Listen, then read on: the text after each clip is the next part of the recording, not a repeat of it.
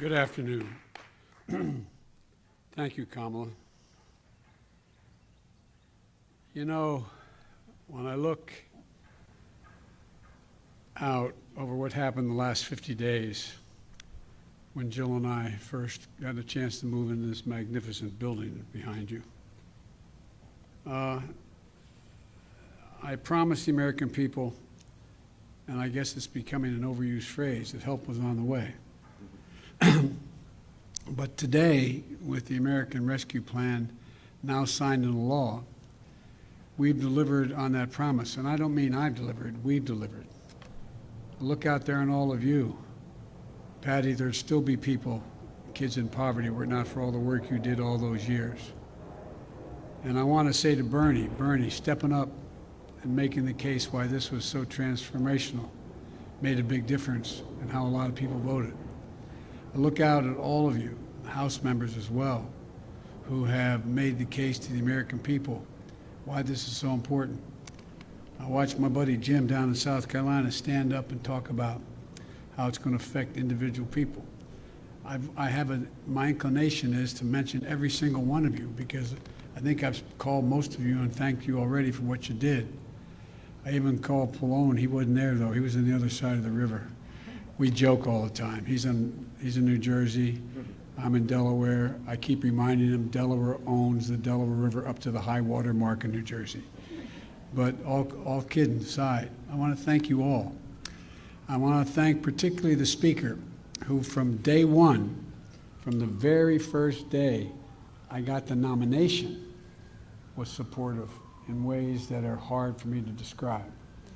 And, you know, I served a long time in the United States Senate, longer than anybody if I was still there at the time other than Pat. And if I were still in the Senate, I'd be Senator pro tem, because I was 2 years ahead of Pat. But all kidding aside, we've served with a lot of great majority leaders. But I never saw anybody handle such a controversial, consequential piece of legislation that was right on the edge than Chuck Schumer. I owe you, Chuck. You did an incredible job. And look, and to the members of the House and Senate, thanks for making this happen. You made it happen. As I said, I served 36 years in the Senate. I know how hard it is to pass major consequential legislation, particularly when we only have such minor, small majorities in both houses, Steny. You've done an incredible job. And Nancy and Chuck, I have to say that I agree with many of the columnists that have commented on this legislation. What you shepherded through the Congress not only meets the moment, it does even more. It's historical, and they call it transformational, and it really is. The bill was supported overwhelmingly by the American people, Democrats, independents, and Republicans, and had a strong support of governors and mayors across the country in both parties, red states and blues. Over 430 mayors contacted me, many of them Republicans, supporting the bill. And here's why. Because what you all did with it and the refinements you made, it directly addressed the emergency in this country. Because it focuses on what people need most. Debbie and I often talked about, you got to tell people in plain, simple, straightforward language what it is you're doing to help. You've got to be able to tell a story. Tell the story of what you're about to do and why it matters. Because it's going to make a difference in the lives of millions of people in very concrete, specific ways. This legislation, everybody's already mentioned, will provide $1,400 in direct payments, which we all promised. Well, that means for a typical family of four, a middle-class family, husband and wife working, making $110,000 a year, that means $5,600 check they're going to get. 85% of the households in America will be getting this money. And a lot of you know, because of the way you came up like I did and others, what that can mean. Think of the millions of people going to sleep at night staring at the ceiling thinking, my God, what am I going to do tomorrow? I've lost my health care, don't have a job. Unemployment runs out. I'm behind on my mortgage. What are we going to do? Well, guess what? They're going to be getting that check soon, either by direct deposit or a check from the Treasury. And some are going to get it as early as this weekend. This legislation provides resources needed to open our schools. How many of you have dealt, not only in your own home or with your children and grandchildren, if you have them, with how difficult it is, the mental pressure and stress that are on so many families, so many people needing help if they had access to counseling, because it's caused enormous stress. This legislation extends unemployment insurance by $300 a week until September. It's going to help 11 million Americans who were days from losing that benefit. This legislation includes the biggest investment in child care since World War II. That's not hyperbole, that's just a fact. It's a fact. It provides help for small businesses to stay open. And 400,000, so many have had to close because the first time around you all worked and did a great piece of work in the House passing significant legislation. What's the first thing the last president did? He fired the folks who were supposed to watch and make sure it got, in fact, distributed the way it was supposed to. We find out so much of it went to people who didn't need it. You all took care of that. It extends coverage and lowers health care costs for so many Americans. So many Americans, and it's a big number for people. It provides for food and nutrition because people knew, and you all were out there handing out food like many of us were, but you saw people who were in car lines that were literally miles long. You'd see 4 lanes of cars that went back for half a mile each just to get a box of food. Again, through no fault of their own. It's going to help people keep a roof over their heads. 500,000 haven't been able to make their mortgage payments. About to be thrown out of their apartments. They have to make up all that they owe. And those mom and pop realtors are in real trouble. It's going to cut child poverty in half I've talked to so many of you. Rosa, you and I have spent so much time on this. But you guys, you, Patty, and others are the ones who have been leading this for so long. And it's finally coming to fruition. And the American people understand it. It pays for many of the steps we've taken to vaccinate Americans. We're going to be in a position where, because of what you all did and passed, we had the money to go out and literally purchased hundreds of millions of vaccines and then go out and make sure we had enough vaccinators. Vaccine's one thing, to get the vaccine in a vial, out of that vial and into a needle and needle into someone's arm. Took tens of thousands of people. And because of you, we were able to mobilize the military. We were able to mobilize FEMA. I was able by executive order to allow former docs and nurses to come back and be able to engage in this activity. And one of the things that we said in the beginning that no one thought that I was being straight about was, I said, this is going to create, we have to spend this money to make sure we have economic growth, unrelated to how much it's going to help people. Well, guess what? Every single major economist out there, left, right, and center, supported this plan. Even Wall Street agreed. According to Moody's, for example, by the end of this year, this law alone will create 7 million new jobs. 7 million.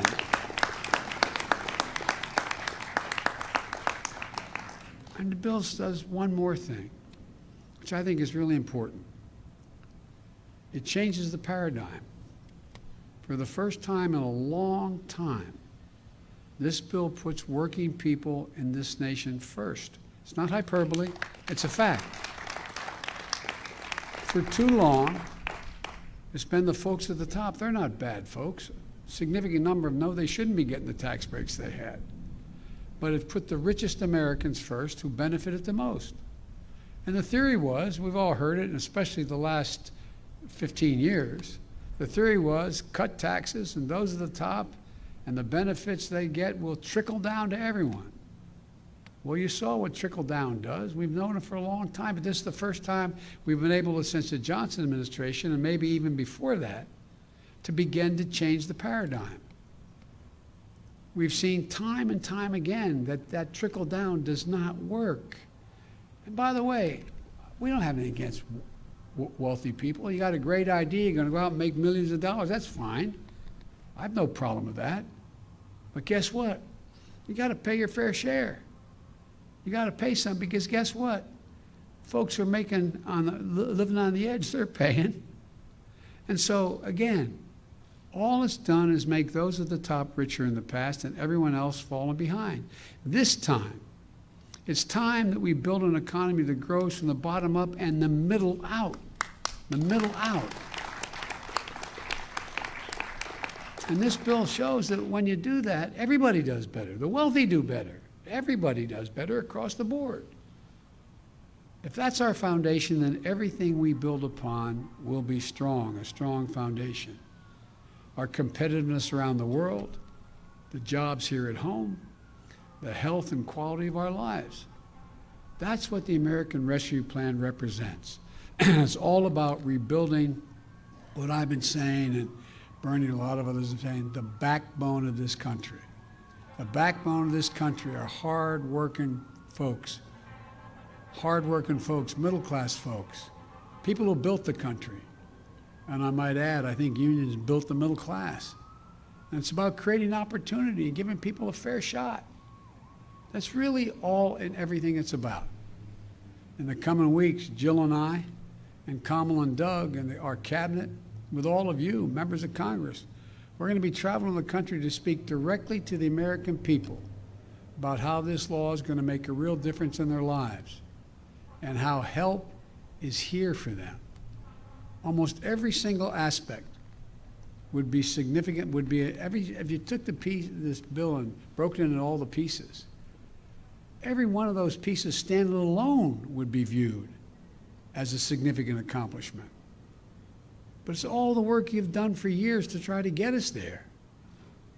This law is not the end of our efforts, though. I view it as only a beginning. As we look, one of the things that I've been most worried about, and I think you all have too, especially those of us that have been around for 100 years like me, is you've watched people lose confidence in government. Just lose confidence in that we tell the truth. That's why when I announced, I quoted Franklin Roosevelt. He said, "I'll give it to you straight from the shoulder. The American people can handle anything if you tell them the truth." And they really can. Just give it straight from the shoulder. And when we do something right, we're going to make a case for it. And when I make a mistake, I'm going to own up to it and say, it was me. I made a mistake. And I said last night, this is not over. Conditions can change. We're not finished yet. Conditions can change. The scientists have warned us about new variants of this virus. And the devil is in the details of implementing this legislation. I know from experience, and the president turned to me like I haven't done to the vice president yet and said, take care of it. You take care of implementing the plan. But she could do it. But I remember being given the dubious distinction of having to implement the Recovery Act back when we came into office, Barack and I. I spent literally 4 or 5 hours a day for 6 months. I talked to over 160 mayors, probably more than 2 or 3 times, every governor save one who was looking at from Alaska to Russia, and making sure that we're in a situation where we talk to everybody. But it takes, the devil's in the details. It's one thing to pass the American Rescue Plan. It's going to be another thing to implement it. It's going to require fastidious oversight to make sure there's no waste or fraud, and the law does what it's designed to do. And I mean it. We have to get this right. Details matter, because we have to continue to build confidence in the American people that their government can function for them and deliver. So there's a lot of work for all of us left to do. But I know we'll do it. To every American watching, help is here, and we will not stop working for you. Together with you, we are showing it's possible to get big, important things done. That's what America does. It tackles hard problems. And how we do, look, it's how we do have it within ourselves to come out of this moment, which we've been saying, a lot of us have been saying for a long time, more prosperous, more united, and stronger than we went in. That's where we have a chance to be. That's what we're going to be able to do. And it's really critical. It's really critical to demonstrate, not Democrat, Republican. It's critical to demonstrate that government can function and deliver prosperity, security, and opportunity for the people in this country. And as my grandfather used to kiddingly say, with the grace of God, the good little neighbors and the creek not rising, that's exactly what we're going to do. God bless you all. Thank you for all you did, and may God protect our troops. Thank you. I wish I could come out and shake hands with every one of you, but next time it won't be so far apart. Thank you, thank you, thank you, thank you. Appreciate it. All right. I hate to turn on the window. Put my mask on. Thanks, everybody. Ladies and gentlemen, please remain in your seats until the President and stage participants have departed.